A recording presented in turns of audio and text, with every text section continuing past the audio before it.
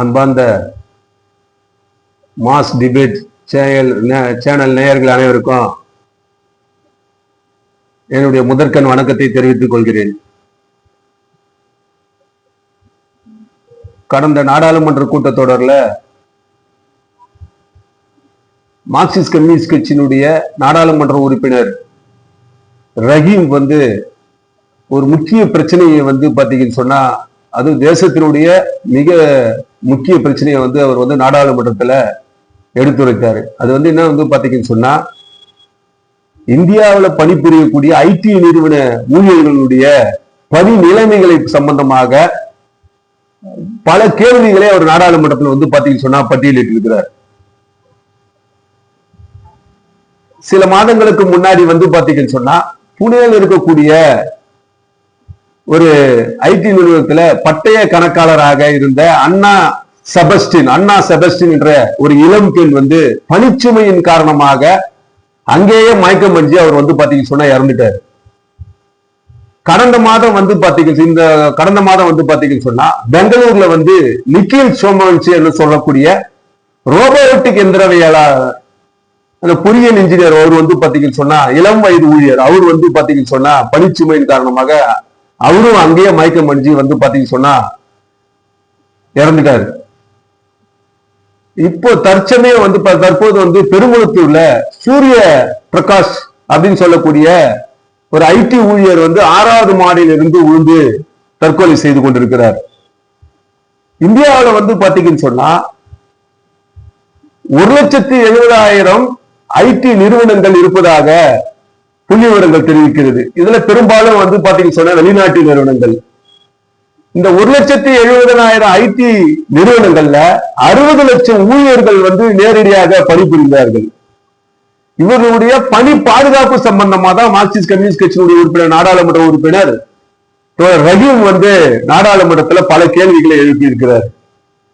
அதுல பாத்தீங்கன்னு சொன்னா, இந்த ஐடியில வேலை செய்யக்கூடிய ஐடியில தகவல் தொடர்பு சேவைகள், ITES என்று சொல்லக்கூடிய அந்த தகவல் தொடர்பு சேவை நிறுவனங்கள்ல பாத்தீங்கன்னு சொன்னா பணி செய்யக்கூடிய அந்த ஊழியர்களுடைய பணிச்சுமை ஒரு நாளைக்கு 10 மணி நேரம் 14 மணி நேரம் என்பது பாத்தீங்கன்னு சொன்னா இருக்குது. இந்த பணிச்சுமையின் காரணமாக மன அழுத்தங்கள் ஏற்பட்டு இவர்கள் தற்கொலை செய்து கொள்ளக்கூடிய அளவுக்கு இந்த ஐடி நிறுவனங்களுடைய பணிச்சுமை என்பது இருக்கிறதாக ரஹீம் அதுல சொல்லியிருக்கிறாரு. குறிப்பா பாத்தீங்கன்னு சொன்னா, ஐடி நிறுவனங்கள் தங்களுடைய லாபத்தை மேலும் மேலும் குவிப்பதற்காக பாத்தீங்கன்னு சொன்னா தொடர்ந்து ஐடி நிறுவனங்கள் பணி நீக்கம் என்பது பாத்தீங்கன்னு சொன்னா தொடர்ந்து கொண்டிருக்கிறது. ஐடி ஊழியர்களுடைய பணி பாதுகாப்பு என்பது கேள்விக்குள்ளாக்கப்பட்டிருக்கிறது. ஐடி நிறுவனங்கள் பல வெளிநாட்டு நிறுவனங்கள் இந்தியாவில அவங்க அந்த நிறுவனங்களை நடத்துவதற்கு காரணம் என்ன பாத்தீங்கன்னு சொன்னா, இங்க குறைந்த சம்பளத்திற்கு வேலை செய்யக்கூடிய ஊழியர்களுக்கு இருக்கிறார்கள்.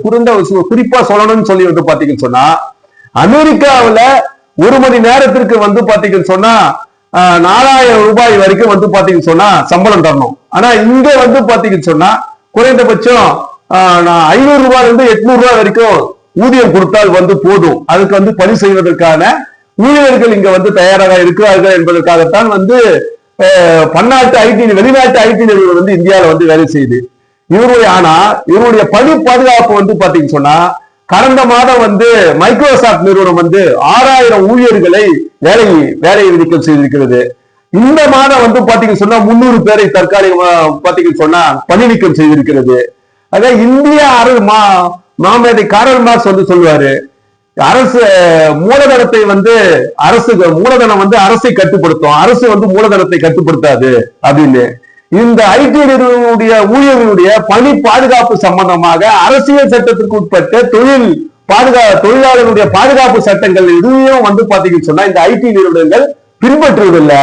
இந்த ஐடி நிறுவனங்களுடைய ஊழியர்களுடைய பணி பாதுகாப்பு சம்பந்தமாக எந்த நடவடிக்கையும் மத்திய மாநில அரசுகள் பாத்தீங்கன்னு சொன்னா எடுப்பதில்லை. மேலும் மூலதனம், அந்நிய மூலதனம் இந்தியாவுக்குள்ள வரணும் அப்படின்றதுக்காக பாத்தீங்கன்னு சொன்னா பல மாநில அரசுகள் மத்தியில் இருக்கக்கூடிய மோடி அரசாங்கமும் பாத்தீங்கன்னு சொன்னா தொழிலாளர் சட்டங்களை நீக்குது. தொழிலாளர் நல சட்டங்களுடைய தொகுப்புகளை நீக்குது. மாநில அரசுகளும் போட்டி போட்டுக் கொண்டு அது தமிழ்நாடு, ஆந்திரா, கர்நாடகா இந்த போன்ற மாநில அரசுகள் இந்த அந்நிய மூலதனம் வரணும் அப்படின்றதுக்காக பாத்தீங்கன்னா 10 மணி நேரம் 12 மணி நேரம் என்று வேலை நேரத்தை உயர்த்தி கொண்டிருக்கிறார்கள். இந்த சூழலில் தான் ரஹீம் இந்த ஐடி நிறுவன ஊழியர்களுடைய பணி பாதுகாப்புக்கான தொழிலாளர் சட்டங்களை உறுதிப்படுத்த வேண்டும். குறிப்பாக வேலையை விட்டு நீக்குவதற்கு முன்னாடி இந்திய தொழில் தகராறு சட்டம் என்ன சொல்லுதுன்னு சொல்லி பாத்தீங்கன்னா, சம்பந்தப்பட்ட அந்த ஊழியருக்கான வேலை நீக்கத்துக்கான அந்த நஷ்டஈடு, சேம நல நிதி, காப்பீடு நிதி இதையெல்லாம் கொடுக்கணும் அப்படின்னு சொல்றாங்க. நீங்க கடந்த ஜனவரி 25ஆம் தேதி கோயம்புத்தூர்ல அமெரிக்காவை சேர்ந்த ஐடி நிறுவனம் 3000 ஊழியர்களை எந்த விதமான முன்னறிவிப்பின்றி வேலை நீக்கம் செய்தது. இதெல்லாம் பாத்தீங்கன்னு சொன்னா இன்னைக்கு ஐடில அதாவது இன்னைக்கு ஆர்ட்ஸ் அண்ட் சயின்ஸ் இருந்தாலும் பொறியியல் படிக்கக்கூடிய மாணவர்கள் இருந்தாலும் அவருடைய கனவு என்னன்னு சொன்னா, படித்து முடித்து விட்டவனே ஐடிக்கு வேலை போயிட்டு சொன்னா பெருளவு சம்பளம் கிடைக்கின்ற அந்த எதிர்பார்ப்பு, அந்த கனவு பாத்தீங்கன்னா இன்னைக்கு நொறுங்கி போயிருக்கிறது. ஐடி நிறுவனத்தினுடைய வேலை செய்யக்கூடிய ஊழியர்கள் கொத்தாக கடந்த 5 ஆண்டுகளில் மட்டும் இந்தியாவில் 52 ஐடி நிறுவனங்களிலிருந்து வேலை செய்யக்கூடிய ஊழியர்கள் பணி நீக்கம் செய்யப்பட்டிருக்கிறார்கள் என்று விவரங்கள் பாத்தீங்கன்னா சொல்றாங்க. இது பாத்தீங்கன்னா 2025 மட்டும் சராசரியா ஒரு நாளைக்கு 560 ஊழியர்கள் பணி நீக்கம் செய்யப்படுகிறார்கள் என்ற விவரம் பாத்தீங்கன்னா சொன்னா புள்ளி விவரம் பாத்தீங்கன்னா சொன்னா சொல்லப்படுது. ஆகவே என்னன்னா ஐடி ஊழியர்களுடைய பணி பாதுகாப்புக்கு மார்க்சிஸ்ட் கட்சியினுடைய நாடாளுமன்ற உறுப்பினர் அவர் நாடாளுமன்றத்தில் எழுப்பிய கேள்வியின் அடிப்படையில இந்த ஐடி நிறுவனத்தினுடைய ஊழியர்களுடைய பணி பாதுகாப்பு அதோட சேர்த்து அவங்களுடைய உடல்நலன்கள் பாதுகாக்கப்பட வேண்டும்.